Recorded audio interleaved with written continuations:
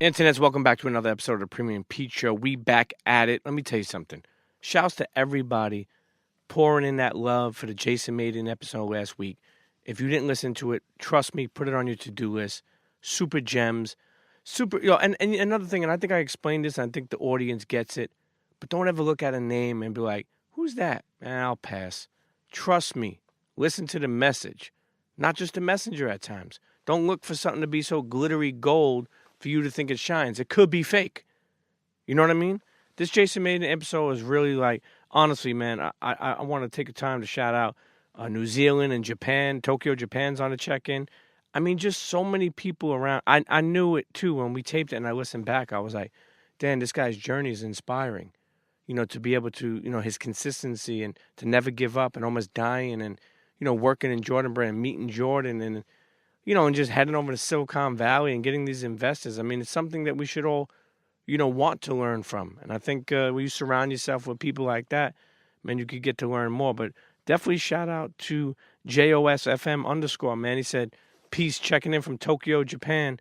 Jason Maiden podcast was dope. And, man, listen, shout out to Photo Rob on the check-in. Even at Didn't You Know, Nick, he wrote the last episode of the Premium Pete Show with Jason Maiden really impacted my life. So many gems. Now I really want more out of my life. Shout out to Premium Pete for always setting a new bar every week.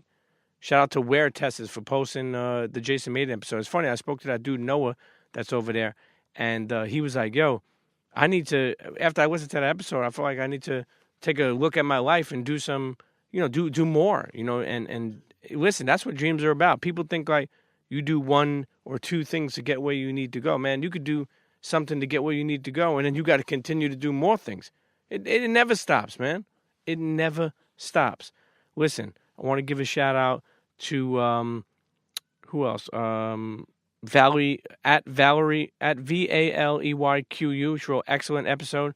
Jason is an excellent orator and storyteller. Pete and Dallas barely interrupted him. I mean, listen, when you have good content, you don't need to interrupt anybody, man. Just sit back and chop it up, I was just grabbing a glass of wine, a little bit of Bijou and fresh mozzarella. Come on, you know what I do out here. But listen, even like at Beats by Gus wrote, dope listen, Premium Pete, I never knew who Jason Maiden was until this episode. Empowering episode. No matter what you do, never give up. Never let someone tell you no. Come on. And then the other one, last one I'll go with Donovan Chris, at Donovan Chris. Premium Pete just finished the Jason Maiden episode from Australia. As an artist that also made something from nothing, it was super inspiring. I mean, I could keep on going on, man. There's so much love for this episode. Again, if you didn't listen to it, put it on your to-do list. Okay? You're a creative, an entrepreneur, or somebody who wants to be a freelancer, an entrepreneur, somebody who wants to evolve. Put that episode on your do list. Listen, Internet, I want to shout out. Last weekend, I was in Chicago. Shout out to Dick's Sporting Goods. Shout out to my man Mark over at Cogent. Shout out to Dick's Sporting Goods and the Score by Dick's for bringing me down. And it was a dope activation. They had NBA Jam. They had a bunch of giveaways. Somebody won the Jordan Retros for the whole year. Man, bunch of different prizes. They had Blitz. Who played Blitz Arcade? Come on, I'll play you. Okay? Yeah, you better put your quarters up. But, I mean, look, NBA Jam, it was just a real dope event. I was really glad to be a part of it. And I want you to follow at the Score by Dick's. Dope stuff they got coming. They're going to be doing some real dope stuff with Dick's Sporting Goods, redesigning and reinventing what they do over there with sneaker releases. So I look forward to checking that out. And plus, I look forward to doing more with them. And listen, shout out to everybody who came out there. There was a couple of people that pulled up on me, that liked the podcast, man, that messed with the podcast. And I appreciate meeting y'all. Keep listening. I'll see y'all soon over there. Let me tell you something, man. You know what time it is. Whenever I tell you what time it is, you pull out your phone, or if you're on your laptop, head on over to Twitter and check the fuck in. Okay? Shout me at Premium Pete, at Premium Pete Show. Let me know where you're from. Let me know what's going on. Like I said, you could always say, if you want to say, fuck you, Pete, or what's up, Pete, man, where can I find some good pizza? Or if you just want to say, like, yo, I'm checking out Goodfellas. I know I would appreciate that. Or if you want to just tell me what some good books are. Okay? Whatever it is. At Premium Pete, at the Premium Pete Show. Check in, man. Yo, so many check-in, man. Shouts, man. Shouts to everybody checking in. I told you, everybody. New Zealand, Australia, Japan, all the U.S. states, everywhere, man. I appreciate y'all, for real, though. And make sure you subscribe Tell a friend to tell a friend on iTunes, Spotify, SoundCloud. We all over. Whatever streaming platforms you use, make sure you subscribe or follow. Rate, tell a friend to tell a friend. And please, do me a favor. Leave a comment. Like, let me know what you think, man. I like looking at the comments. I'm not one of those dudes that say I don't look at the comments. I like looking at the comments. So leave a comment. Let me know what you thought. And even if it's some constructive criticism, I don't give a fuck. I listen. I'm not a closed-minded old, fuckhead, right? I'm not like that. Now, let me tell you something, man. If you know somebody that could be inspired by a certain episode like the Jason Maiden episode or whatever episodes we have, send that to them. That's why I always tell you to tell a friend to tell a friend. I want to continue raising the bar, man. Continue letting you know it doesn't stop. Continue bringing on different guests, different artists, different athletes, different entrepreneurs. So stay tuned for these next couple episodes coming out. We're going to really hit you with some different type stuff, keeping it diversified. And I'm going to make an announcement soon. We should be going back on tour very soon, coming to a city near you.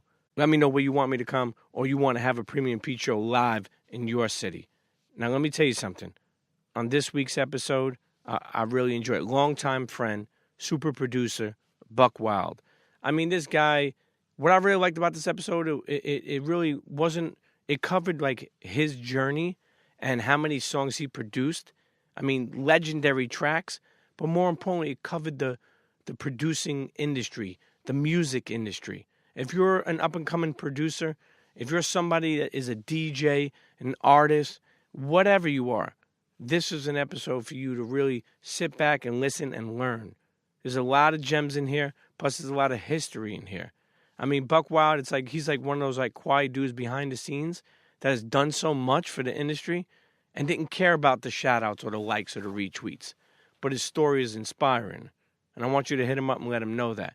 So listen, Internets, as we continue to give you this work, as we continue to raise the bar, and as continue to in the remembrance of our brother Combat Jack, okay, that we will never forget him, and we will never not keep shining the light on him and letting him know that we love him and letting him know that we are, children and we have definitely, he was a trailblazer and he birthed a lot of podcasts, and we have to make sure that we continue to let people know that we're thankful for him and thankful for that. Internet, let me tell you something. Okay? This episode with Buckwild is a dope one. Now let's get to it. I present to you the Premium Pete Show episode with my guy, producer extraordinaire, Buckwild. Cheer.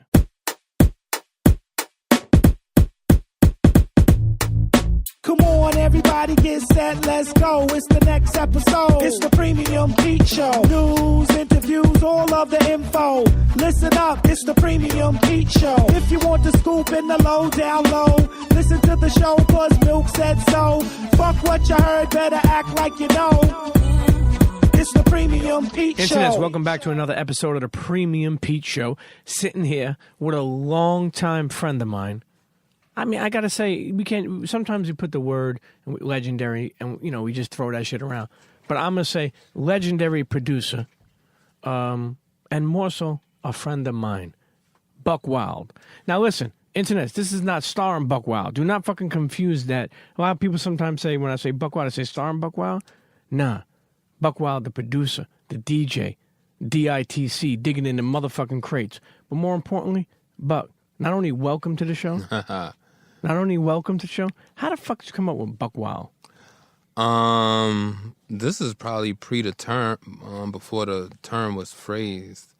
Like, my boy used to tell me that shit, like, because I was always calm, and it's like everybody was, always from my neighborhood on some real rowdy shit, and he's one of them dudes. He's always come with some new slang. He's like, yo, that's you. It's like, yo, you just be on some Buckwild shit. You on some Buckwild shit. It's like, nigga, that ain't me. It's like, nah, because you just on some calm shit. Like, nothing never really phases you. And I just took it and was like, yo, you know what? Being a DJ, I always needed a name. So I was like, yo, fuck it. I can use that. Because it's like, it sticks. It's like, and there was nothing else really out then. And it's like, besides, like, I think Terminator X, he had that record, Terminator X Buckwildin'. Now, you would say you first got your start in the business when? You would say 1990?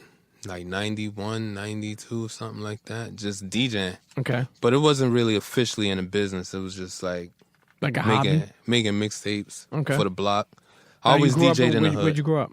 Cypress Avenue in the Bronx. Okay. BX. Stand up. No doubt. And, you know, it went from there. It's like I really started making mixtapes. I probably was one of the biggest Kid Capri fans. I bought every mixtape he made from Rock and Will and JJ Variety on 125th. And then when his tape started slowing down, it's like I always had that thirst for the new music that nobody really had, because it's like, to me, he was one of the truest DJs, you know, putting you up on music, not just on what's the new record that's out that, you know, everyone's playing. He always introduced new records to the people. Do you remember the first time you met Kid Capri? Shit. The first time I met Kid Capri, like, I can remember just him embracement, and it's like I met him through Finesse and them. You know? Shouts to Lord Finesse. No. That's almost everybody I met through Finesse. I always tell them, like, yo, you know, meeting you was like it took my life left, because it's like I could have stayed in the hood with the people from my hood. Yeah. And it could have been, you know, growing up, we never know what was expected. You know, we thought by the time we were 17, 18, we would die. When you say that about Finesse, why? I mean, why was it? Was it he was personable? Was he popular? Like, why do you feel like when you say you met everyone through Finesse, that leads me to believe, like, yo, Finesse was a shaker, like moving and shaking out here. Finesse it's like the same demeanor. Like, Finesse is like one of the coolest dudes. If he embraces you, like, he took me everywhere, and it's like, I mean, like, everywhere, between like me, him, Big L, and my man Easy LP. You know, rest in peace, Big L. You know, we had like our own little clique within our clique. And, you know, I met Biggie through him before Biggie was really Biggie. Working with G-Rap and them, I met them through Finesse. It's like I met a lot of people through him where it's like they embraced me because of the love they had for him. You know, maybe it's different the way I grew up. And, you know, growing up in Brooklyn, I think we're almost about the same age. But when I was growing up, and obviously, I wasn't doing DJing or producing or anything like that, but it was hard to find people that, you know, wanted to see you win. Like, even in my neighborhood, like, there was, like, you know, always snakes. That's true. That's everywhere. So why, I don't want to say how, I mean, why would Finesse look out for you? Like, meaning, like, because that's not, like, back then, you know, it's not fucking normal to do that. He wants to become... That's when you look at it, like, the same way how we connect, it's like, who you are is just in your DNA regardless. And to me, it's like, I've been the same type of person with people. It's like, I like to see people win.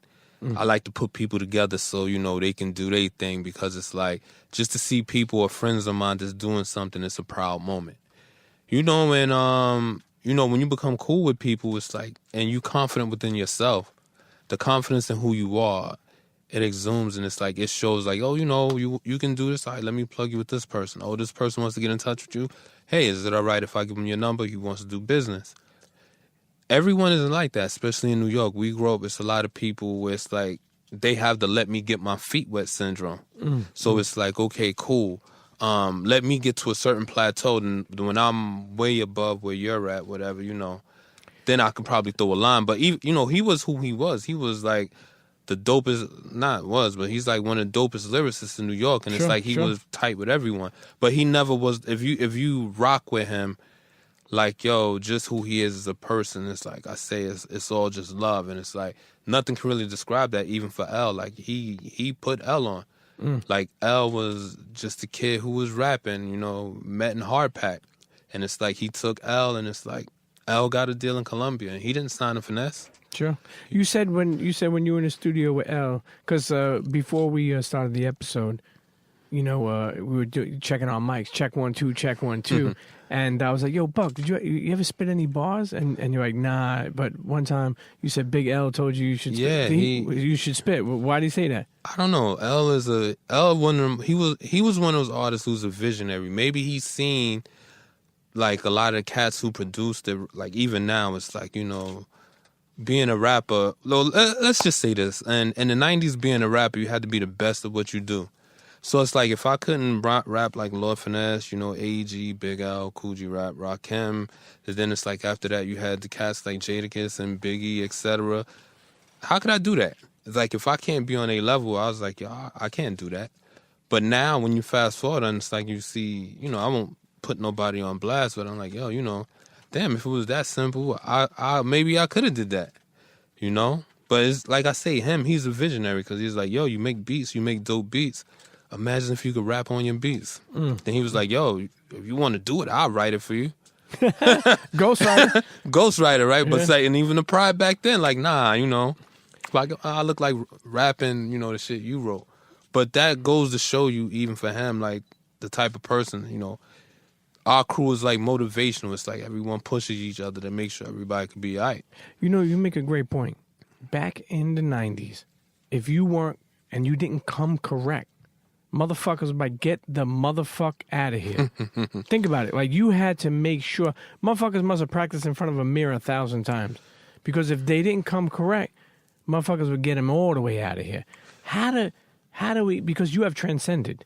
I mean, done mixtapes with, well, we don't call them mixtape projects. Yeah. With Mayhem Loren. Yeah. Who else have you? The self-titled. Self-titled, yeah. I got a few in the can now, but looking at it, the one thing I understand is through the internet, it let the floodgates in. Before, you had to be a made person. You had to probably intern under a certain artist or whatever and develop your skills. And it's like, if you was really great, you know, people knew who you are before you even hit the records. Sure. So now is like, you know, you have to put out a million records. It's not about it's not really about your skills no more. It's probably more or less about your style. And it's like how, you know, your wave or whatever. But, you know, it's a different time. And it's like our time has passed because we lived in a time where it's like it's not pre-recorded. There's no pictures or Snapchat of when we came up. So it's like people want to hear all of our stories no matter who you are. If you came up in that time, people want to know. Sure. So looking at these things, it's like you don't have to worry about getting signed to a Columbia or you know, an Interscope, or, you know, you could just put your music out. And it's like being at the internet is like you could connect with maybe how many billion people. You could get 1 million fans. And it's like, that's all cool. And it's like that heyday of being that super lyrical, super gifted artist is gone. You know, it's cool. It's some good artists now, but, you know, people think like, oh, you know, well, how would this person fare if, you know, if you came up after Biggie and after Nas and Jay-Z? Those are really tough shoes to fill, you know? So when you look at it, after that, it's like if I was rapping, I wouldn't want to be like, oh, you know, well, I got to be as good as these dudes. I'm going to be like, yo, I'm going to just have fun and turn up. Sure, and be the best you can be. Yeah. You know, first off, okay, we're going to go back to know why you became a DJ and who your inspirations are. We'll get right back to it. For now, as a producer, okay, because goddamn, man, you did a lot. And things I think, honestly, I'm going to be honest with you, and this is with all due respect, I feel like you're one of the most underrated producers because you have done so many fucking songs that people may not even know.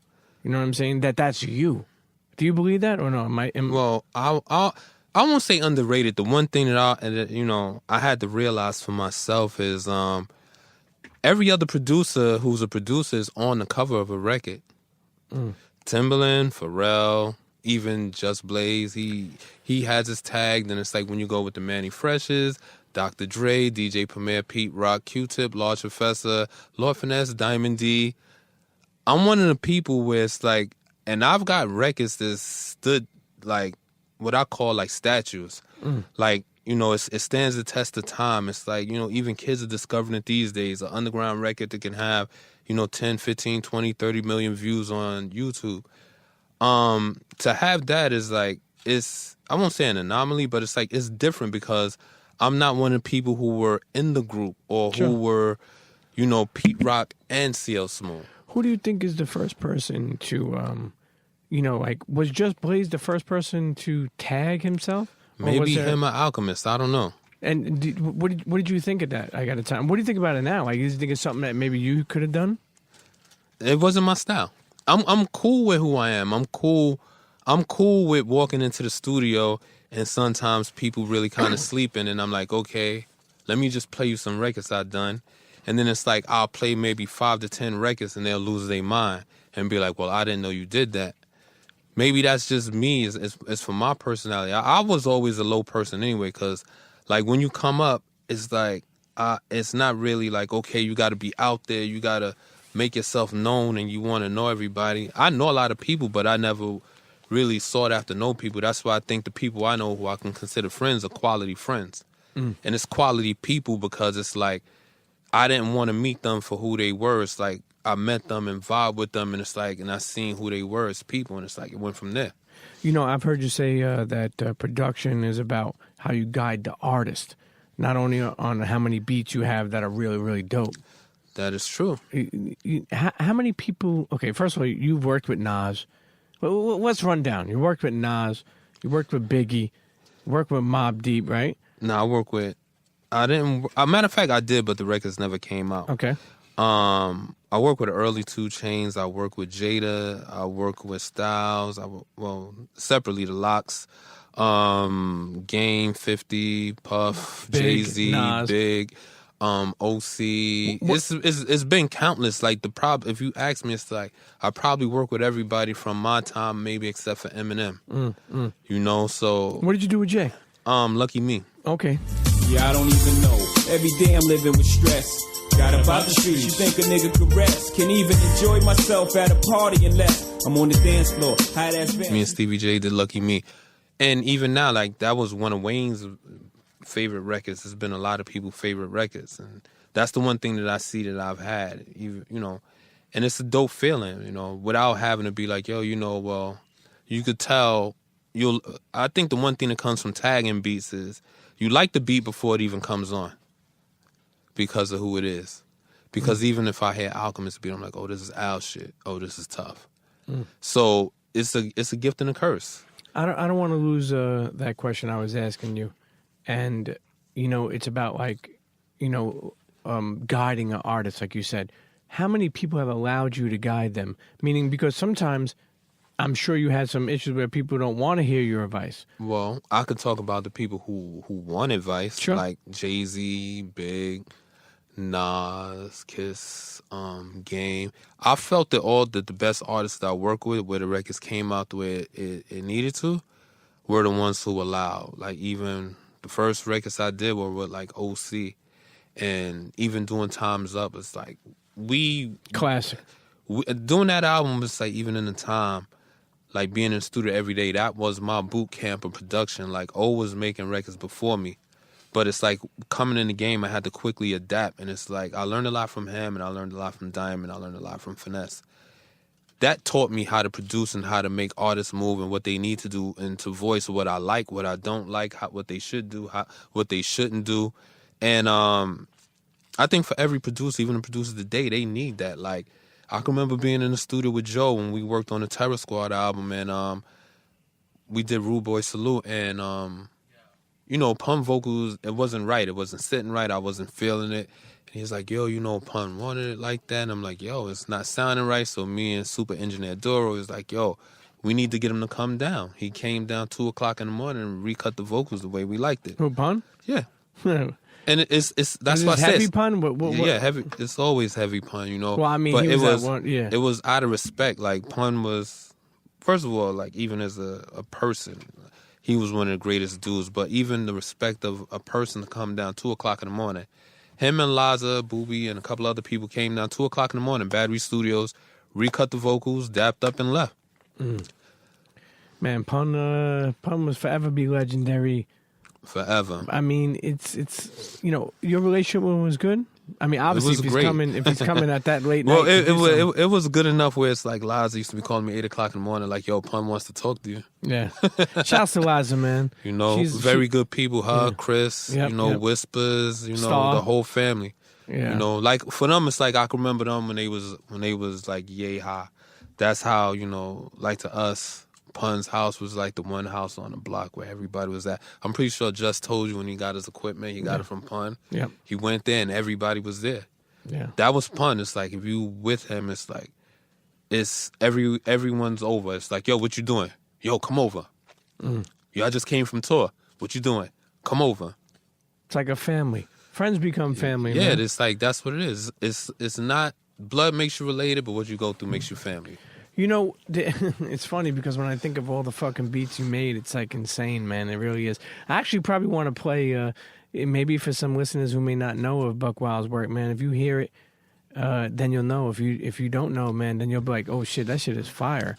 So I'm gonna take a fucking. When we announce some of these, man, we may play like a 1-2 second clip it. Okay. To me, one of the most legendary hip hop beats, "Whoa" by Black Rob. Fully equipped kid on it, it's whoa. Like, you know what I mean? Like, yo, I had this bad chick uptown, she was whoa. Had me messed up in the head, I mean, whoa. Let me ask you something. How did that even go down? Well, first of all, they was just looking for a single for him, and it's like I can remember being in there playing beats. I forgot who was there, and I almost left out. And I remember his like, you know, we in there. It's like everyone's playing beats. Like I guess it's like a pre-screening, so they could see what they want to play for Rob. And I guess when I was there, I know it was Shaq, who was Rob's manager at the time, and somebody else. They heard the beat. They was like, "Yo, rewind that back. Nah, you got to leave that one. If you don't leave nothing else, just leave that." And I got a call a day later, like, "Yo, that's the song that we gonna do," you know. And that's one of the. I could say that's one of the songs even. Being at a vocal, but when they came up with the concept, I think it was him and Porter Rock, you know. But the one thing I could say about that record, and it's like, I didn't get it now. It's such a legendary time because it's like, during that time, Swiss ran everything. Swiss and Manny Fresh was the whole sound out. Sure. Nobody had no hits or nothing out, besides those two. And being able to sneak a record in, I snuck a record in, and I remember Pharoah snuck a record in, which was Simon Says. Yep. Probably the only 2 New York records to come out around that time that wasn't Swiss. You know, when you think about how big that record became, like it grew legs of its own, it grew wings of its own. I mean, you know, did that make you like say like, man, I got to challenge myself now? Did you realize how big that was, that record? I never noticed it, realized it until like later. Like for me, every record I've done has always been after I record it and mix it, I close the chapter and act like it doesn't exist. Even with big record, like I got a story to tell. Close it, act like it never existed. I kick flows for ya, kick down doors for ya, even left all my motherfucking hoes for ya. Niggas think Frankie pussy whip, nigga picture that with the Kodak, Instamatic, we don't get down like that. How the fuck did you come up with that? And was Big in the studio for that? We was in the studio. Big wrote the song. It's like I can remember. On what? What did he write it on? A notepad? Composition Big don't. book? He don't write songs. Pencil? Was it a number 2 pencil? It's up here. Really? Yeah. Big was special, man, and it's like I don't think that people really like you can't appreciate it until it's gone, and it's like that's why all the older cats be like, "Yo, Big was that dude, Big," because he was so special that.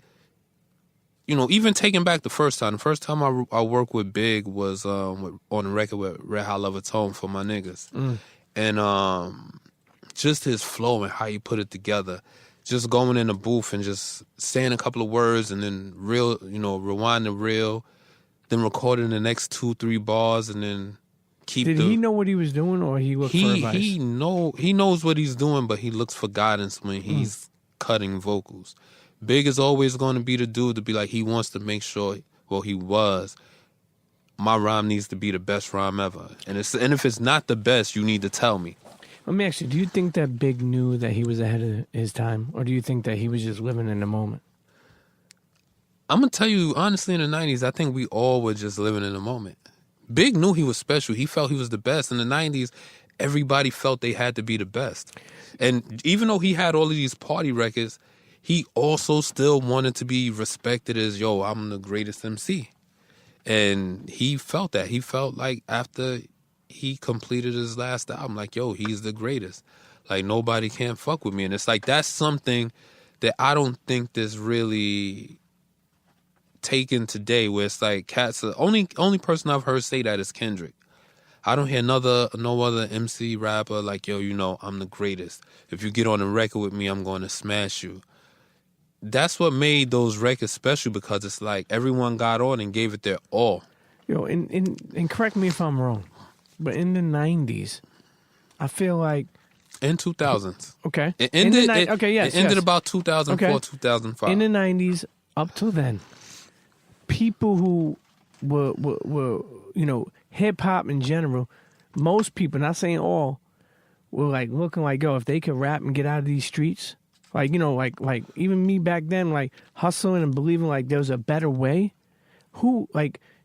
I'm sure you saw that from a lot of rappers, like, we street dudes, we from the hood.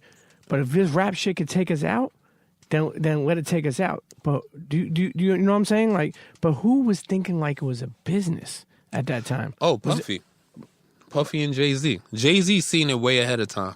So he didn't just see it as like a momentary thing. I'm sure you heard people that were hustling. I think once Jay went platinum, not even platinum, probably when he was doing Volume 1.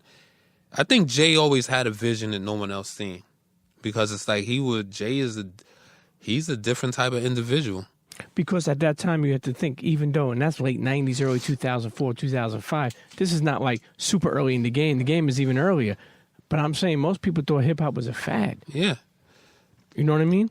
And I remember people like, and artists and just like Brooklyn, Queen, people were like, yo, get this rap shit, get myself out of the fucking game. Meaning like of pushing and hustling and really just go straight, so to speak. Yeah, but you seen it when you had like Kane and them going gold and Rakim and them.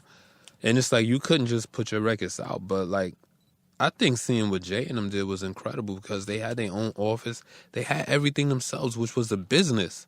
Like, and people, they're not doing that nowadays. Like, there will never be another company closer to maybe Rockefeller, and then Rough Riders. Rough Riders was another one. Speaking of Rockefeller, weren't you working there early on, producing beats and right before Dame came to me for management when we was doing Beanie's first album. Mm-hmm. Beanie and Bleak, those are the first placements besides Jay that came. It's like, he was like, yo, I'll give you a year if you don't like it. What do you mean, to make beats? No, a year under management. Okay. I'll give you a year. If you don't like it, if it's not going the way you like, and, we'll dissolve it. So a year came, and it's like I still found myself pushing more beats than anything. And I left prematurely. I could say that. What do you mean when you say that? Prematurely means I left right before they did Dynasty. Because the only albums that I stayed under contract with was Dynasty, was Bleak album and Beanie album, their first two album. And, I'm still out hustling tracks and pushing records. And I never looked at it as a business or what it could have been. Like, yo, I got Dame. If I walk into this office, he could turn $1 million into 10. Sure. I didn't see that. Do you ever kick yourself in the ass for that? Or? Nah, never. Everything's evolution, because it's like, to look at it. How do you get through that? Yo, Buck, not to even cut you off, but honestly, forget about hip-hop for a second. In general, still to this day sometimes, and I'm learning, like just in life, to not beat myself up over things that like damn, I shouldn't have blew that money, or damn, I should have handled that situation better. And I know we can't go back and we need to look forward. You can't change it, but it's a learning curve. But people do beat themselves up. And that's when they get stuck where they at. But when you look, it's like sometimes I look at it and it's like, I believe in the universe. Maybe it wasn't destined for me to do that. That wasn't my destiny. So when you look at it, that was Kanye and Just destiny. Because even being there, also shopping beats, Alchemist was there. I seen Alchemist there almost every day. So when you look at it, it wasn't for us. That was more for them too. So I've learned to accept those things a long time ago. And I was like, yo, you know what? You move on, because it's always something else around the corner. And when you put yourself in that position, like what we do, it's always something new. Like, I remember we spoke on something before. He's like, yo, you know what, that's past. I got something else I'm working on. I'm going to work on some things. And I think that attitude makes you a better person. I think it helps you grow and helps you evolve. We can't get away from the fact you're in the studio with Biggie. You're making I Got a Story to Tell. Legendary. Especially all the fucking drama that they try to get out of fucking people figuring out what Knicks play that was. Was Fat Joe right when he mentioned that? I don't know. I never asked Big. The only person I think that might know that I probably could ask is C's, and I didn't really care.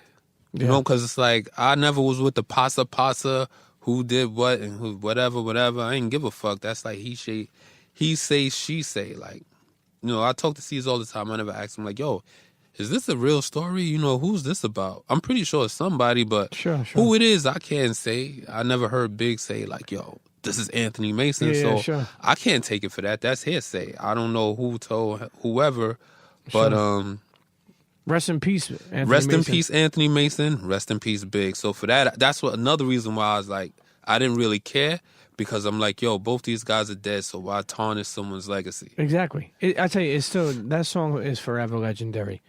I want you to paint we're going to go to break soon. I want you to paint this, before we go to break, I want you to paint the picture a little bit more. Where were you? What studio were you at? Making I Got a Story to Tell. Daddy's house. Okay. Like, Big cut the vocals. By the time I came in, vocals was basically kind of done, because this was after. He heard the beat? Yeah, he had the beat. No, I'm saying, when first... Okay. He sent C's, like, he called me, he's like, all right, yo, I'm home, I can't go nowhere, I need some beats. He's like, yo, I'm going to send C's. C's to meet you by the bridge. C's crashed Big car, which, you know, Yep. you know, everyone knows that story. And I remember just meeting C's somewhere by the G-Dub, where it's like you turn off or something. Gave him the beats, we talked What'd you for a give him little the beats while. on? Cassette. A cassette? Cassette, this is 1996. Holy shit, motherfucker. Not a DAT, a cassette. Not TDK? What were you messing with? Probably TDK. What was that, Max? What was the other one? Max L, TDK. Yeah. Yeah, so, you know, I gave him the tape. You know, Big called me back in a few days. Like, yo, all right. Did he like it? He loved a few of them, but it was one I had that Jada had liked for the Locks, and I think that's the one he liked first. So I was like, you know, it's like, damn, no, that's kind of ill. They both like the same beat. I would love to be on both albums, even though neither one of them used the record. Joe ended up using the record, it didn't come out, but that's a whole nother story. So, you know, time go on, maybe a week or two, and I remember leaving my daughter's mom's house. You know, same thing. Sometimes we go through life shit, and it's like, Sure, I'm leaving sure. the house, I'm not in the best mood. Sure. As soon as I walk out the house, I get a page, and it's 757-0808. Everybody know that's Daddy's house. Yo, Big, need you to come and come track this beat out. All right, so I come down. Big's not there, though. All right, cool. Let me track out the beat. Whatever, I track the beat. All right, come down. Like a week or two later, come down. It's like, you know, you got to mix your record. So we coming in, it's like most of the vocals is done. Big is doing the end part of the record where he's talking, you know, where it's like, I think it's him and I think it's D-Rock and him. I forgot everybody who was in the booth. And he's doing that part. Oh, too about that the girl wants him to shit on her? Yeah. No, not that part. It's like, yo, you know, 2 words, yo, you know, I'm gone. It's like he's doing the summary of the rap that he just did, where it's like he's just talking to his dudes. So in the studio, it's like, it's me, Finesse, it's Easy LP. It's, and this is a crazy session, too, because it's a lot of things that happen that day. Me, Finesse, Easy LP, Biggie, Foxy Brown, all the Biggie's people, C's, Puff. So it's a packed fucking house when Yeah. Biggie's doing a song. And, you know, like I said, he had just finished tightening his vocals. Like, it was at the end when I came in. And I remember Foxy coming in. She's like, yo, she told Big, she's like, yo, Big, this is like the hottest record on your album. And Tone from Trackmasters had picked that beat for Foxy, but, you know, it wasn't for her. She's like, she told Tone, I didn't really like the beat. So Big ended up picking it. And long story short, even from that, man, it's like just the energy in the room, and it's like, this is like a whole party vibe in there. And it's like the energy is just, yo, it's like undescribable. So much going on, so many moving parts in the room. You know, it's like it's hard to even pinpoint like even what is really going on without taking focus off what Big is doing, what he wants, and what he's expecting from you. You know? I mean, so at that point, did he spit over that record right there while everybody was in there? Yeah, he was finishing up. And I know they keep on looping and playing parts over and over again, right? When they're tracking it out, right? Mm-hmm. I mean, was Diddy there? Puff is in and out of the studio. Okay. Is it true that Puff, I know when Puff feels like he always plays blast that shit and wants to play it loud as a motherfucker. Did he blast that shit and want to hear it continuously? Oh, everything that came through the studio is like when you feel like that. But you got to remember, Puff, like people don't think Puff is a producer or whatever, but it's like he has the ideas on how to take the records to the next level. He hears things that another person won't hear without touching a drum machine, a guitar, whatever. And he knows what it is, and when he hear it, and it's like when he feels in that party vibe, and it's like he is going to turn that up and rump it. You know, you would say you started producing, well, DJing when? Like 91, 92. Okay. So, well, I was DJing before then. Okay. But through high school, it's like I kind of left that shit alone, gave it a break. And then after getting out of high school, you know, like I say, the mixtape era when Capri was doing tapes, Sure. Then he slowed down. I was like, all right, fuck it. Let me Okay, just get another set. and you would say you started producing when? 93. Okay. You know, what would you say is, because, and the question here is learning how far your beats come. Meaning, like, I remember telling, like, even like Static Selector, you know, talking about he was selling his beats for, you know, $200, and then, you know, moving up to, you know, five figures. I know what those times is like. You know, how tough, like, what was the cheapest you ever sold a beat? When I first started, like 1,500. Okay, 1,500. 2,500. Did you ever, like, okay, so here's the thing. People could get stuck in, like, yo, like, you could undervalue what you're doing because the prices are so small. Did you foresee that you could get more? Like, what's the, I don't want to get in your pocket, but what's the most, the point I'm making is. I hit a good mid 5 figures. Okay. And, you know, sometimes you'll do lookouts for people, but you got to remember it's a business. But you can't pigeonhole yourself right now because it's like, if you got your own brand, it's like you could remember, like, look, I don't need to chase these guys. I could pick up and record. You ever get discouraged at that time when you were, you know, making, you know, you were making money, you were doing what you love, but you just thought. So I had a time where it's like, and I remember Pharrell said this when we was working with Babyface. He said, "Yo, sometimes everybody don't need to be on your beats." He said he went through the same thing. Like, it's a time when the money is coming, you're like, all right, I'm gonna do this. That's like somebody coming to you with at least 20 racks every few days, and you're like, okay, I'll take that and give you what you want. All right, I'll take that. And it's like, but you're not really looking to be like, yo, do I really want to do this? Sure. Or does, you know, is this the best that I could do? I think everyone's been through that. But how did you know how to get paid? Okay, so you get 1,500 a beat. You get 5,000. That was the going rate. No, but okay, that was going rate, and you learned that. But how did you know to get your publishing in order? I think we spoke about this a while ago. Oh, like, how did you I learned from my peoples. It's like they was in the industry already. Finesse, Show, Diamond, A.G., OC. And you know, back when everyone gives you, and it's like I carry this tradition on. It's like if I'm cool with people, I give them jewels. Sometimes I talk to young dudes and give them jewels anyway because it's like, yo, I don't want to see somebody get raped for something, you know, that where it's like, okay, damn, you know what? I didn't get no publishing on this record, and this record sold like 5 million records, and it was the #1 record on Billboard for X amount of time. You know, it's a sad story because I look at it like, damn, what if that was me? I wouldn't want to be that person, so let me tell him what he needs to know. Who knows if that person has a family? Who knows? And I mean, you got to do your homework, but you know, it pay it forward sometimes come back tenfold, man. That's life lesson. And it's like, you know what's ill though? That makes you sleep good at night. Sure. You get the best sleep of your life when you Buck, ain't nothing wrong with sleeping good, but ain't nothing wrong with, listen, let me ask you something. What, you know, now with publishing sense, what track was the most money you ever made? Shit, that's a tough question because I've been 50 albums sold 5 mil. Biggie's album sold 10 mil. Game sold 4. It's hard to say because it's like I would have to look at documents and see what's what. Well, I'm sure you know one song that has been a kicker for you. You know what I mean? Like that, like was the best. It's hard. It's hard to tell when you're in a publishing deal. Everything comes on one check. It's not like you can see. Not ASCAP. Just like for me, it's universal, and it's like. So you don't get no ASCAP. Yeah. Okay. But it's like I say, it's hard to look and generalize. Like most of the time, you're not gonna look and be like, yo, let me see which one is the most, because looking at even for like L, I could say a record like L, put it on. As many streams and everything that this shit gets, it's like it's been consistent over the past like 20 years. So you can't say, yo, this one made the most or that one made the most. Having a great catalog is it, because it's like worldwide for good hip hop and good music. It gets streamed and played through, you know, internet radio, Sirius radio, videos. It's so many money streams, movies. It's like Time's Up was in 8 Mile. Really? 8 Mile stays on consistently. Sure. So it's hard to gauge what record is like. So when you get a check from MapScat and stuff like that, you don't even know what's coming in sometimes.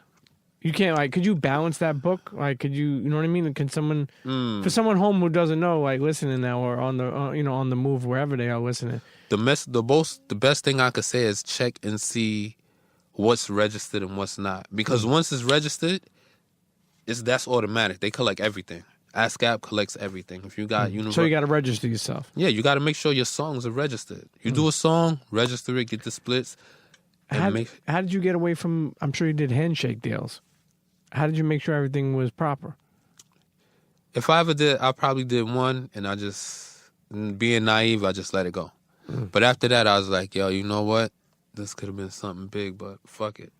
You know, you let it go. And even if doing handshake deals, it's like everyone I've ever did any type of deal with, it's been gentlemen where it's like they do great business, stand-up guys, you know? You know, listen, right before we go to break, I want to give them one more time. Go down the history of songs. We're going to say, I got a story to tell that you produced. Whoa by Black Rob. I got a story to tell by Biggie. Nas, even like, let me see, Time's Up, Stress. Even with Stress, like French Montana and them just sampled that for, I forgot the name of the record. So even when you say publishing, it's like, that's a whole nother straight thing. Up songs. I just want you to go down. Go down the catalog. Let me see. Time's Up, Put It On, Master IC, AZ, Whole Happy Jackie. Pete, I warn you, we could be here forever if I could remember this. What about Nas? Nas, I did work with Nas and G-Rap. I did Fast Life for them. I did You Wouldn't Understand on his previous album. Fat Joe. Fat Joe, I did Live My Lifestyle, Take a Look at My Life, Still Real. Jadakiss. Pain and Torture. And we're working now, so that's another thing. Okay. So there's so many. I mean, listen, as we're gonna go to a break, but when we come back, I just want you to continually spit out these productions that you've been doing. Shit, I would have needed to print out a discography and run through it. Ain't nothing wrong with that, man. It gives you a chance to give yourself roses, and you deserve them sometimes, Buck. But the best thing I tell somebody, like, yo, if you want to know, you can always Google. If you Google me, the first thing that might come up is the TV show, because for some reason I had a beautiful... Oh, that's right, Buckwild? Yeah. TV show, I've seen that. I had a beautiful Wikipedia, then one day it was all torn down. You got pushed to the bottom? No, not pushed to the bottom. See, the thing about Wikipedia, what happens is it's public content, so you can go and you can edit someone else's Wikipedia. So I know someone took mine apart and took away everything.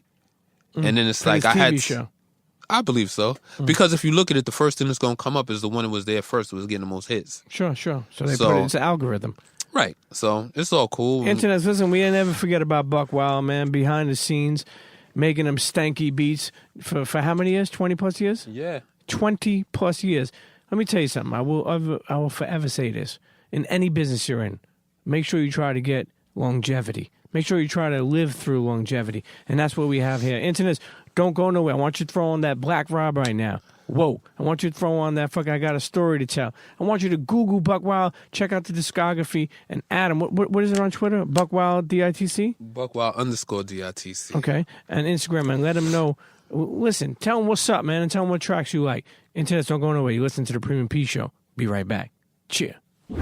Yo, check this out, man. It's Prodigy from the infamous Mobb Deep, the head nigga in charge, HNIC. You know what I'm saying? Repping that Queens, New York. Chilling, man, right now, man. Just kicking it, you know what I mean, with my homie Premium Pete. And this is the Premium Pete Show. Keep it locked right here. Don't go nowhere. Real shit. One.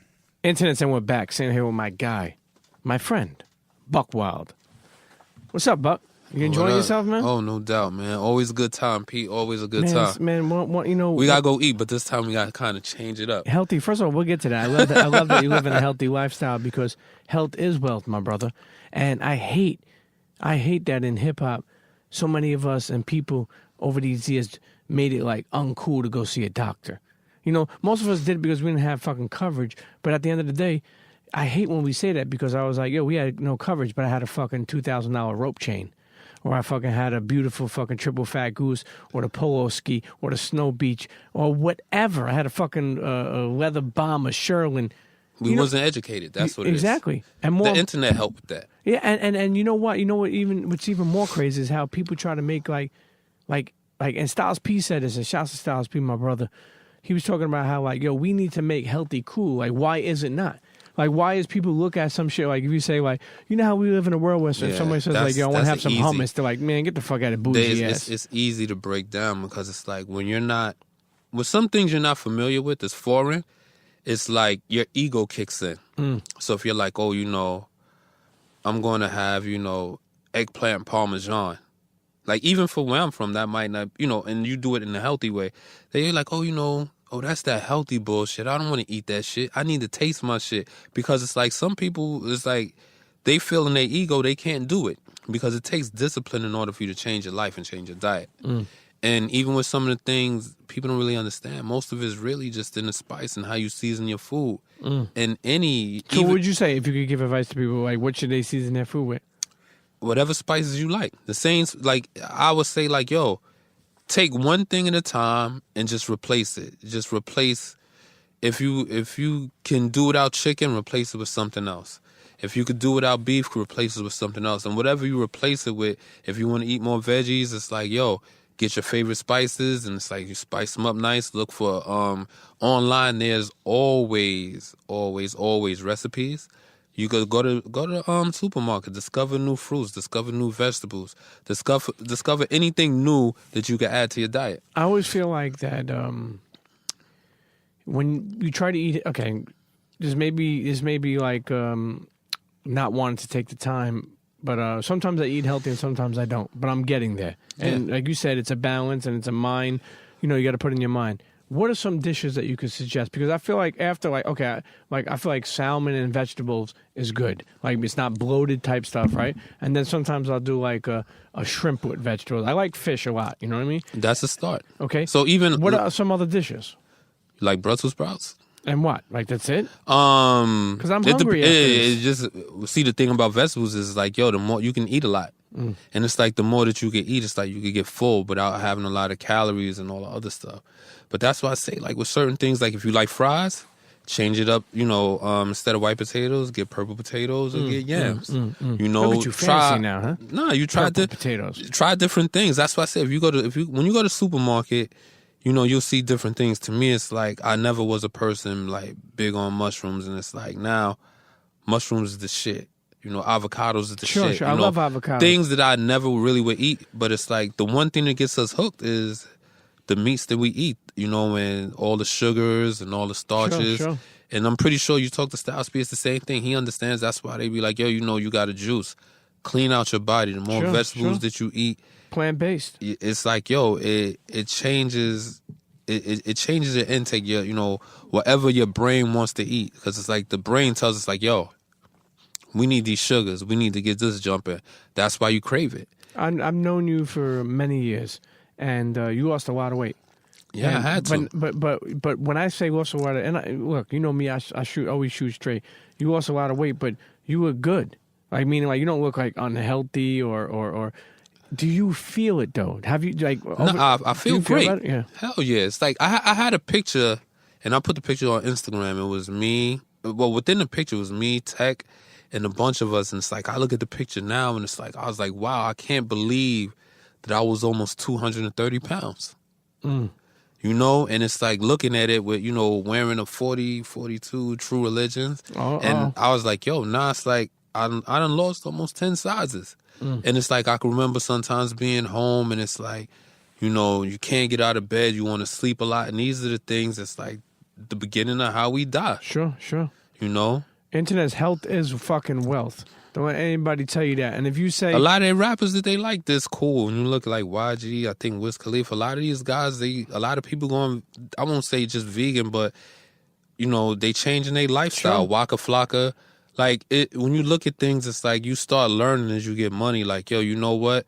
What's the use of having money if you can't be here? Sure. And it's like when you travel and it's like you eat different things, it's like, you're like, yo, well, this isn't that bad, or this might not be that bad either. When you look back at your career, 20 years produced platinum hits, what's some mistakes that you made that you learned from? Not that you dwell on, but you learn from. Do you have any? The only thing I could probably say is like sometimes even maybe lacking confidence here and there. Like you're around certain areas and certain people, and like if it's something you can't do, you know, and you might not have the confidence to do it, like even being able to play instruments, but it's like now knowing like, yo, I can't play, but I could tell them what I want to hear. Sure. And it's like I command the room, and it's like this comes out the way I envision it because I'm the person in charge. What would be some advice for that a producer listens to us, or somebody who wants to be a producer, or somebody who's a producer but kind of like, you know, early in the game? What would be some advice you would give them? Get everything around you that you need to show your vision. And even when you're in a session with an artist, you have to make them do what you want to do, how you see the song to come out. Because without that, it's like the artist is looking to you for guidance, but it's the same thing in the jungle. If you can't dictate what you want, how can you expect the artist to listen? So you have to be able to be that person and be confident and let them know, like, yo, this is the hook we need to use. You need to rap like this, or you need to sing like this. You know, you need different things. Like, And I do believe that comes with people skills, though. it comes with people skills, but it's like you also have to have that confidence in yourself. Sure. Like even working with Faith. Faith is. What'd you do with Faith? I love you.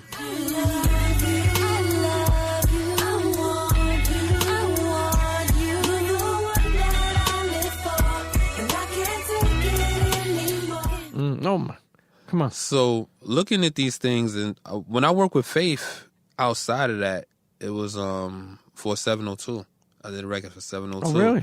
Yeah, and she wrote the song and vocal produced it. And it's like, for me, that was learning. Working with Babyface, it's like I learned from that. So it's like now I can go in, I can cut R&B records just from what I learned from those two. Like Faith is a great, you know, arranger, writer, you know, producer. And it's like being next to her in the studio for a week, learned a lot. Same thing with Babyface. Yo, with I Love You, and I mean, it's a beautiful record. But correct me if I'm wrong, isn't it a 1-bar loop? No, I think it's 4. Okay. It's 4 bars, but it's like it's a lot that we put in there, like instruments and stuff. Okay. But even like a lot of people don't know, that was J-Lo's record. Really? Yes, it was J-Lo's record. And what was she getting to call it, do you know? It was the same record. The song, like my boy McKelly wrote the record. Okay. And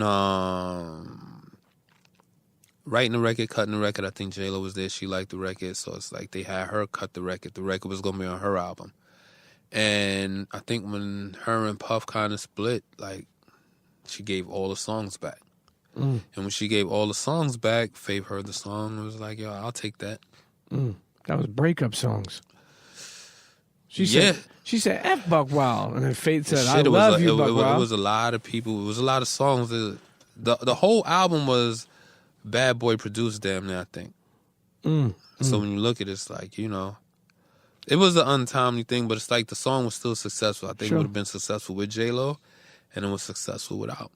Is it true that Jesse Jackson owned a sample on a song you did for 50? Yeah. I remember you said your statement was like negative 500,000. Yeah, what the something fuck like does that that. even mean? What does that mean? That means that it's like my statement owns Jesse more than $500,000 of what I got went to him. So I will never see that. And it's like when you look at it, I never understood it because it's like these guys are powerful black leaders and it's like they want so much for the black community, but then it's like when you get young brothers coming up trying to do something, why would you want to override the other person by 1 point? Block him. No, I'm saying, it's No, like, I'm saying that he's like basically right, that's what I'm blocking saying. you. So when you look at it, it's like, that's just like saying, young brother, you will never make a dime off this record.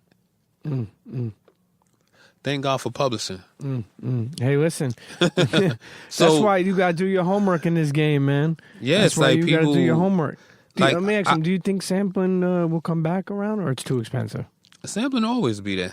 But I mean, some people stray away from because of how expensive it They is. stray away from it because, well, two reasons, I think. One, it's like, it could be expensive. And it takes too long to clear? No, you can get samples cleared quickly. One is like it could be expensive, and number two, with the resurgence, with the surgence of all of these things like Logic and Fruity Loops and these computer-based programs, you have the whole trap, the trap bet, which is when you can load it up and you can strip away the sounds and you put your sounds on top. You can make 10, 20 trap beats in a day and they all sounds the same when you go to the club. It's like you got a lot of them that sound the same. So if it's making money, people not going to be like, yo, we're not going to do that because it's making money.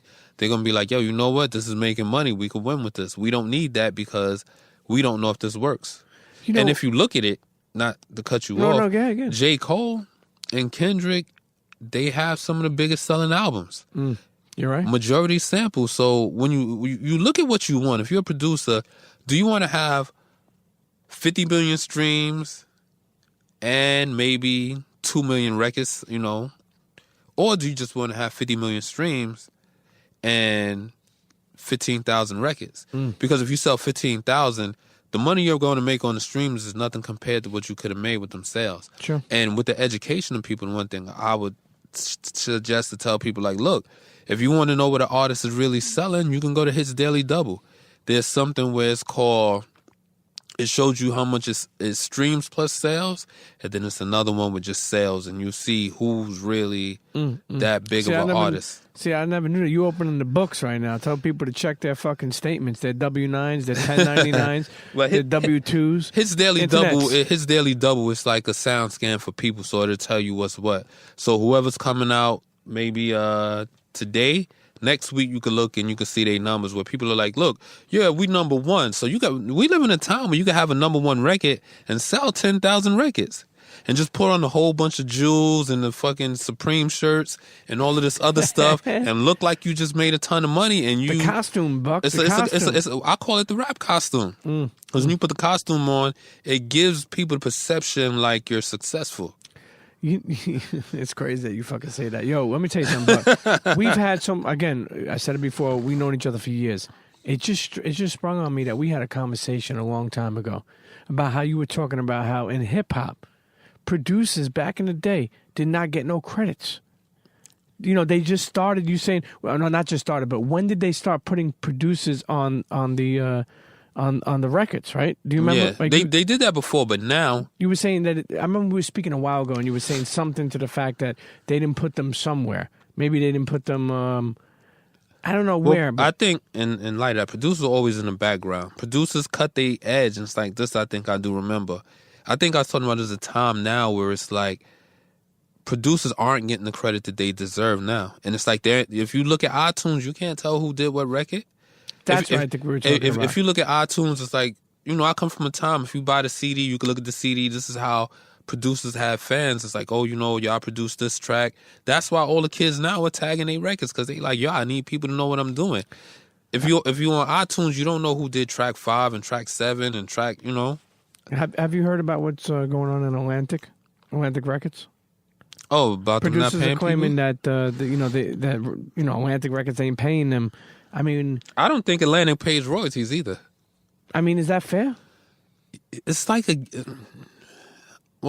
they say the music business was built on crime, like the mob, etc., then I think Atlantic Records might still have those kind of ties.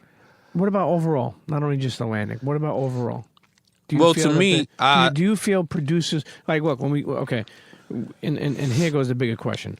Ross, even in that song where he goes against Birdman, talk about can all producers please get paid, right? Maybe Birdman. I don't know. No, we're not about Birdman. I'm not trying to get in that, but I'm speaking like, do producers because one thing I will say about you is that you've been around 20 years, but you evolved and you're an open-minded guy. Do producers before I even go into this. Look at like Justice League, Rook and Chance. You've seen like what the hell's going on with them. Mm-hmm. Do producers get the respect they deserve? Not meaning clout. Not really. Meaning producers would never get respect right now. Why? Because it's like they're not put in the forefront as necessary. Because when you look at it, all right, let's just say, and I'm gonna put my guy here, Just. If you got a Just Blaze beat and he has a sample, right, and just say, let's just make a number, 100,000, right, and then you got another new guy who has the same sample. most of the people who are running the industry can't tell the difference how Just made it sound good and how this other guy makes it sound. So what they'll say is like, yo, why should we give Just Blaze all of this money when we could get this guy, you know, a couple of grand? And it's like, and it's the same thing. In fact, it's not the same thing, because by the time the song is mixed, it's not going to be the same. He's not going to be in the studio with the producer to make sure the song comes out that way. So when you have so many of these guys who's like the 2000 and the free guys, they don't care. They just want to be like, yo, I just want to be able to tell my friends I made this record. So when you have 1 million of those, it takes the value away from everything else, because producers come a dime a dozen, like a pack of Skittles, like a pack of sunflower seeds. So I'm asking them, how do producers avoid running into situations like the one that's going on with, say, Justice League and Chance, the rapper? Make sure your business is straight. But Justice League is I mean, first of all, not only do they have tremendous bangers, Yeah. you don't think that they had, and not that they're saying, we're not speaking on them like, you know, putting them down. Nah, Rook is my guy. You don't think I they love had Justice their League. shit in order? I don't see no reason why it wouldn't be in order, but it's like I'm not privy to the whole story. Maybe something didn't. But maybe with that situation. something wasn't right and somebody did something bad. But as far as I know, it's like I've known these guys for a minute. It's like it seemed like their business was always on top. And sometimes you can be cool with the artist and you can let some things go, trusting that things will go right. And if it doesn't, that could be what it was too. Like, I don't know Chance, but I know Justice League, but I'm not going to say Chance did something bad or Rook and them did something bad. It probably was something that's supposed to be mutual, because I'm pretty sure that these guys know each other than to be going online to be, you know, having a disagreement. So it's like they got to have some sort of history. So maybe something didn't transpire the way it was supposed to. That's what I can believe happened. Has you feel like Sound Exchange helped bring new revenue to the business? They help bring new revenue, YouTube, Spotify. But the thing is not just new revenue, it's getting what you deserve. Because it's like it was never such thing as knowing how to get paid from streams. Who sets the royalty rate from a stream? Who sets the rate we should get paid when someone's putting your song on YouTube and it's an advertisement where they probably paid them $10,000 or even $100,000 before that? What's our cut? What are we supposed to get from that? Who gets that money? You know Spotify is being sued by publishing companies for using music without proper clearance? You know that? Yeah, a lot of these, they're going to, I think... But how were they allowed to get away with that type of shit for so long? What I believe, it goes back to the gangsterisms. Spotify's the gangster, and they pull one over on the companies, and they probably told them, like, hey, we'll give you this much. And then meanwhile, when they look at it like, hey, you gave us $1 billion and you just made $100 billion. Maybe we should have got more money. And that's probably what they're looking at. So now they rile up that, and they probably rile up the publishers and the artists to be like, yo, they're not paying y'all enough. Well, you set the deal in the first place. You could have regulated that from the jump. Listen, man, this is like fucking the business 101 of producing with Buckwild. I think it's just common sense, Pete. Like, we grow up, it's like when you don't, a lot of us grew up from nothing, no matter where you could be black, you could be Spanish, you could be Italian, you could be Armenian, you could be whatever you are, but it's Russian. And, you know, in New York, you know, the hoods is everywhere. Sure. So when you don't have anything, you figure out how to make the money, no matter where you at. You make it work. Yeah, so when you come into the music business, you're like, yo, you know what? Something ain't right. And that's what the companies probably looked at, like, yo, you know what? These guys over here, they getting a little bit of money, so they might be riled up knowing that, you know, Spotify's making billions, so we need to rectify this, or else these guys are going to keep going straight to Spotify. Without the artists going to Universal and Warner and all these other places and going right to Spotify and Apple, the industry is losing money because a lot of artists are smart. Like, yo, you know what? I don't need to sign a record deal. I could collect, you know, right from that. And I think it is Chance is one of them cats who's doing it, right? Where it's like they collect right from the streaming services. Yep. And they figured that out. And people are looking like, oh, shit, what do we need these guys for? It's like we could make 10 times the money that what we making by just going straight there. Listen, class is in fucking session here. But what I want to know is this. I've heard that you have some unreleased Biggie cuts. Where the fuck are they, bro? That's false. Where are you hiding them? Stop playing with me, bro. I don't have no unreleased Biggie cuts, dog. If I had Biggie records, I'd have gave those to his moms out the gate. Because it's like you look at it like, yo, that's true. The queen. You know, that's the right thing to do. You know? And having unreleased records, if I had unreleased records for anyone who passed, first place they would go to is the family. Yeah, of course. You're a good dude, Buck, man. Let me tell you something. We spoke about being in the studio with Big. What's one of the greatest moments that you ever had with him personally that you really admired? Is it just being in the studio? Is there a certain I think conversation? Even as people, I think it's always when you first meeting someone and it's like really getting that vibe.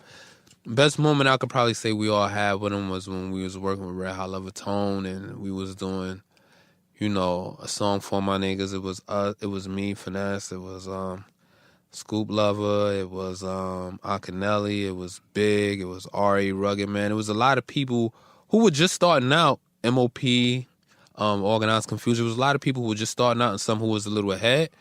But it's like even in those 3 days of having the sessions, it's like, we had to have the most fun that session, just, cracking jokes and it's like doing certain shit. It's like, the early times. Nothing better than that. Now, was Big eating in the studio? Was Big eating? Yeah. This is when Biggie, before he really had party and bullshit.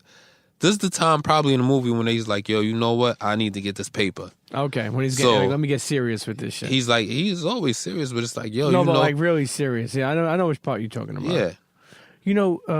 Man, you sat in the studio and created some of the most amazing, records with legends. What about Nas? How is that being in the studio with Nas? The same way. I've always told people. Advice I always give is like, look, to me, the greatest sessions I always had and the people who listen to most, who listen to ideas the most, are the ones who are like the greatest. And like Nas, even doing Fast Life, being in Bizville, he allowed himself to be produced. And you can tell that because that probably came from Large Professor and Q-Tip and the rest of them. So they respect guys who can come in and produce and command the room and tell them what they're doing wrong and show a different vision. But nowadays, it's like they probably won't respect producers as much because there's not many people who will come in the studio and be like, Nas, I don't think this line you're saying is correct. Sure. I think you could cut these bars out. Or it's like you're a little too wordy here. Sure, let's fall back into the beat. Let's ride between the hi-hat and the snare. It's different now. And no one knows that lingo anyway because it's like... Do you think now they're more worried about, let's get this pic? Let's get this Instagram pic? Yeah. They worried about like, I'm in the studio with Nas. It's lit. Working. We litty, Nas. I'm here with my nigga Nas. I'm here with my dude Game. I'm here in the studio with 50. People worry about that more than worry about how hot their record can be. You know what social media is? I mean, and I love it. Drake actually said something. Man, I got to check this out because Drake said something the other day that I totally agreed with. And hold on, I'm gonna give it to you right now. He was writing to what's this guy? I never say his name right. Takashi Murakami. Yeah. He was writing about. He wrote. Social media can be a life-swallowing, ego-driven, destructive tool, but it's also led me to make some amazing connections and have casual conversations with people I truly admire. And I will say this: as much as he's right about the whole thing. It's amazing how many people I've been able to connect with, and even like yourself, and think about the relationships you've been able to build. Yeah. I met so many people over the networks where it's like famous and not famous and have great relationships with them. It's like incredible people. And it's all because of, like you say, it's like being able to interact with people that you never probably would have interacted with before. Sure. Or never shared a common bond. Let me ask you, have you been at a point in life because, and this is what I mean, social media is real life, but sometimes when life isn't that real sometimes, but it looks better than it is. You ever been to a point where you like produce big records, but you haven't made the full money yet, and it's like your success hasn't caught up to your bank account, and you ever get discouraged? You ever feel like that? Nah, I learned from my lawyer. My lawyer always taught me from the gate. And the first thing he told me is like, number one rule of doing good business, never be scared to walk away from a check. If it ain't right, just walk away. Meaning like, if you feel you're not getting what you're going to get, what you just do, just walk away. And it's like, I've had those times where it's like, I did it. When we did Faith Record, it's like, I remember they were trying to stick the sample on me, and I was like, no. They was like, well, Puff said, that sample is on you. I was like, okay, I'm not signing the contracts. And the Puff, So they were trying to get over on you, think? yeah, it wasn't Puff. It was the people under. Sure, I know what you mean. I'm not saying him personally. So I remember. And if you didn't know better, you would have been okey doked. Yeah, some people that do it. I'll fight to the wire and be like, all right, it just won't make the album. You know, and that Sunday before, the albums used to come out on Tuesday. That Sunday, Puff called me and was like, yo, what's the problem? And I explained the problem. He was like, all right, yo, we'll have it corrected tomorrow. I need you to take care of this tomorrow so it can come out Tuesday. Paperwork was at my lawyer office that Monday with all the changes the way it was supposed to be. I signed the paperwork and everything happened where it's supposed to be. Now, without counting your money, you've been able to live your life and create and be an artist. Besides a producer, you're an artist because you've created, right? Would you That's say what that? producers are. Okay. From your dreams, would you say you've been able to make millions? I could say that. I think everyone who has, if you have one platinum record, you could say you can make $1 million from that. And if you don't, then something's wrong. The reason why I with say that for, Buck, is because people love to hear the glory of shit. And there's nothing more glorifying than you sitting here and saying that you sold your beats for like $250 or $1,500. I've done free beats before. No, I'm saying. Like, look, I know what you're saying with that, but to me, I think the one part of music is being humbling. It's like, it's not always about trying to get the big check. It's a matter of making sure that you could get on the right album. Like, when Pun did Capital Punishment, right? What songs you have on there? It didn't make that. I'm going to get to the whole story. This is a crazy story. Okay. I remember with Show Birthday, Pun came through like, yo, man, you don't love me, you don't give me no beats. Played him a couple of beats. Yeah, I love this shit. And he rapping to it. And this is Dream Shatterer. You know what I'm saying? It's the version that didn't make the album. And he's like, okay, cool. He's like, damn, man, you would have gave me this shit I'd have definitely made the album.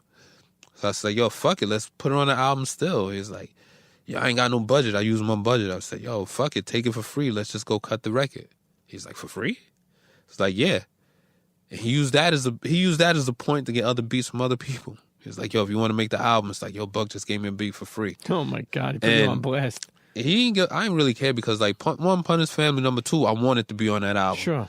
Pun was an incredible artist, and it's like, and I don't know how I just let the time fly without, really giving them beats. And we went in, we cut the record, and it got hip-hop quotable. Riggs gave it hip-hop quotable because he felt it was an incredible record.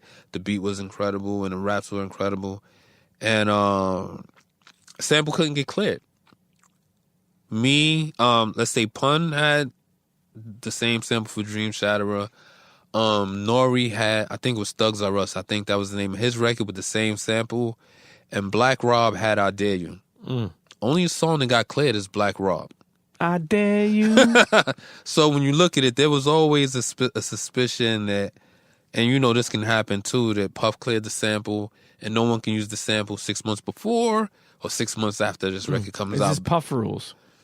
Anybody can make those rules, but nobody knew to set it. Like Jay-Z, the only person I know to do that, be like, all right, yo, I'll do this feature, and I won't do a record 6 months before, 6 months after, but you got to give me everything I want.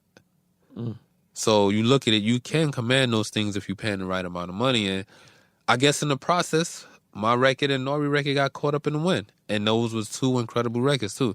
Not saying it was I Dare You. I felt I Dare You was monumental, but the record made some noise, and it's like, it was one of them joints. It was free.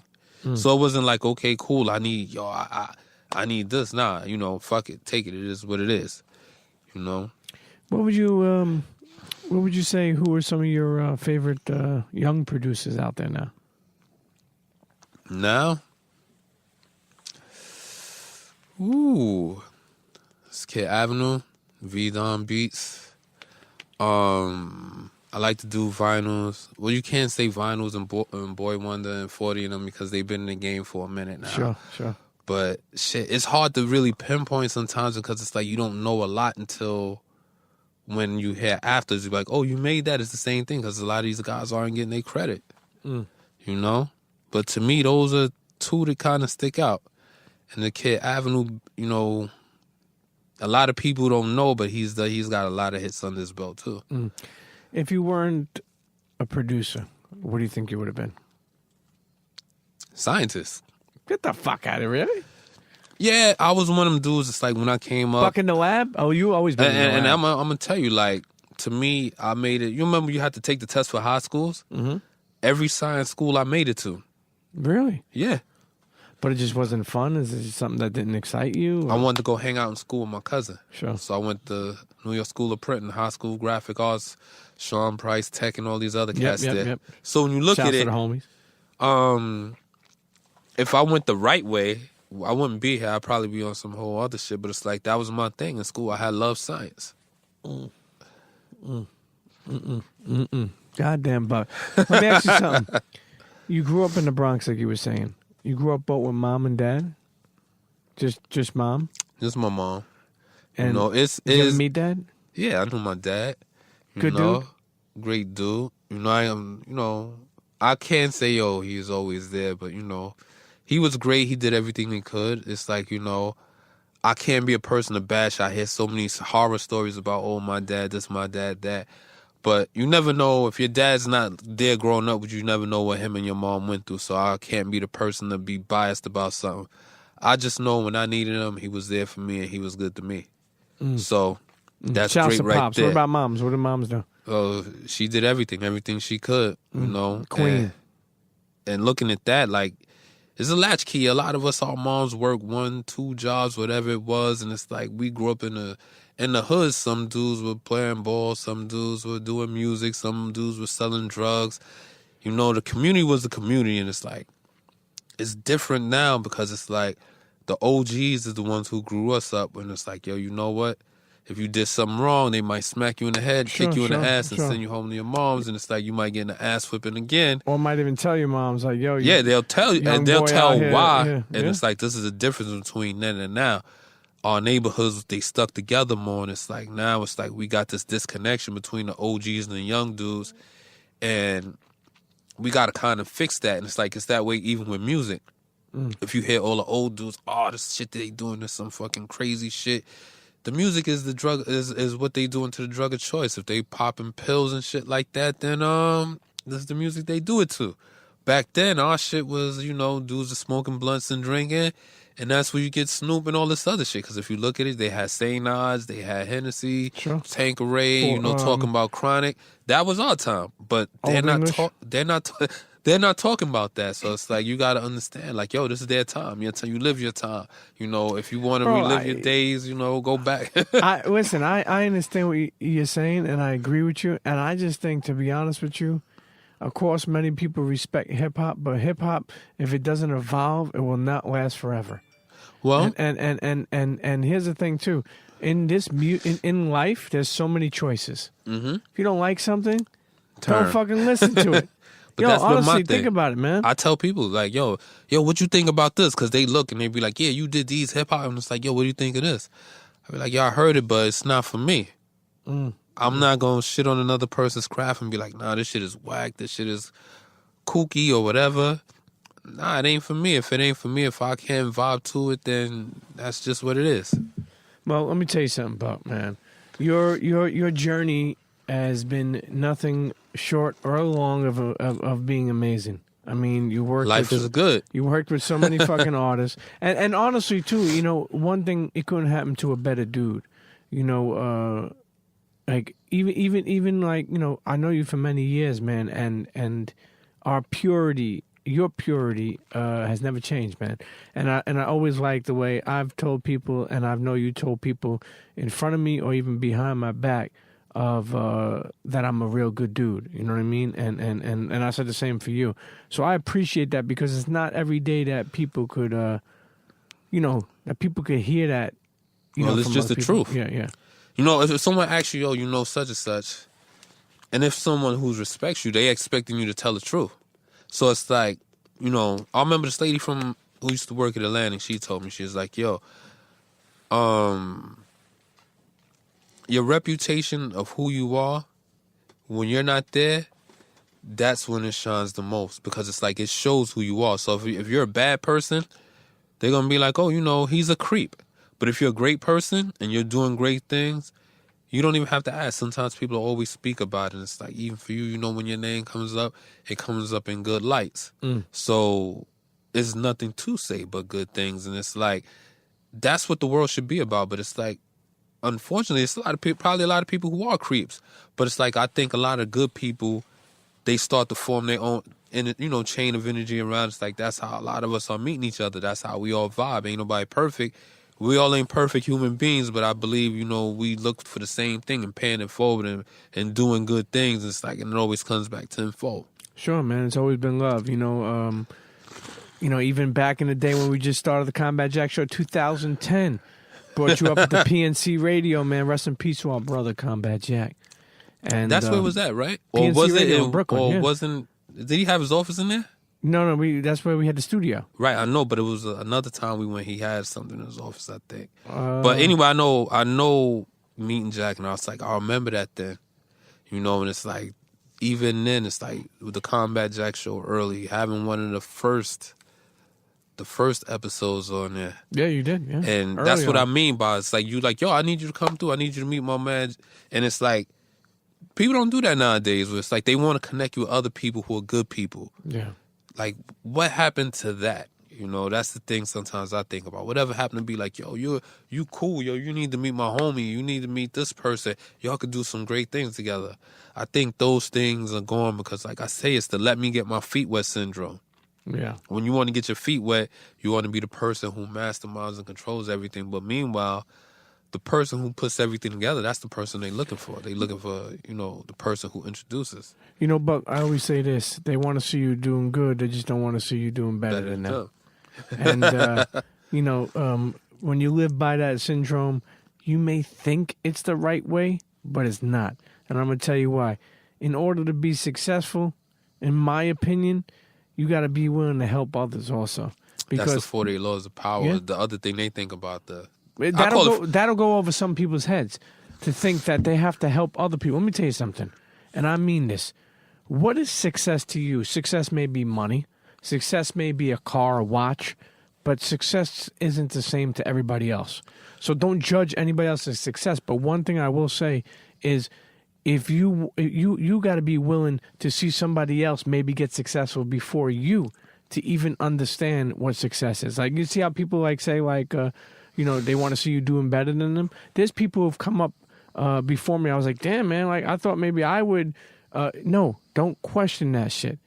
Realize to continue to work and continue to push, and your time will come. Don't worry about another person's, because that's the thing. People don't realize. They see it, but they don't know what's really going on or how they got there or who they know. That's truth. Listen. Anyway, Buck, what do you got coming up? You got anything coming up? Yeah, but I don't really want to say right now, but I got a few projects. Most of them going to be indie, but it's going to be real good. I'm just looking to try to... I don't like that, you got to save hip-hop thing. I just think right now you got a lot of young dudes who doing their thing, and then you got some dudes who are super-duper lyrical, but we don't have any music in the middle that's fun, and, like, also where it's like, how can I say, with something you can learn from. We need to kind of push these barriers together where it's like we could build these bridges and make everything great again, because it's like, if you're not young turning up, and it's like, if you're not an OG dude where it's like you super lyrical, there's no place for anybody else. Sure. Create, man, people create their own fucking blueprint, man. Create their own blueprint. You got to.